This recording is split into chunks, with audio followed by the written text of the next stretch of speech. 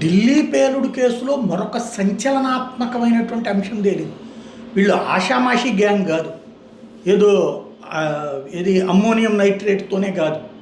వీళ్ళు the mother of bombs అని చెప్పబడేటటువంటి రకమైనటువంటి పేలుడు పదార్థాలు తయారు చేయడం ఒక ఎత్తు అయితే, వీళ్ళకి సహకరించే గ్రూప్ చాలా డేంజరస్గా ఉంది. వాళ్ళు డ్రోన్లని మార్పు చేర్పులు చేయగలరట.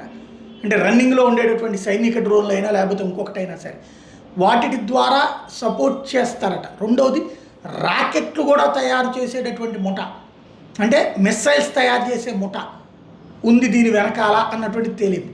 శ్రీనగర్లో తాజాగా జసీర్ బిలాల్ బనీ అనేటటువంటి వాడిని అరెస్ట్ చేశారు. శ్రీనగర్లో, కాశ్మీర్ హెడ్ క్వార్టర్లో. వాడి పేరు ఈ జసీర్ బిలాల్ బనీ అలియాస్ డానిష్. వీడు ఈ డ్రోన్లలో ఎక్స్పర్టు, డ్రోన్లని మార్చడం టెక్నికల్గా హైలీ క్వాలిఫైడ్ ఫెలో అట. వీడు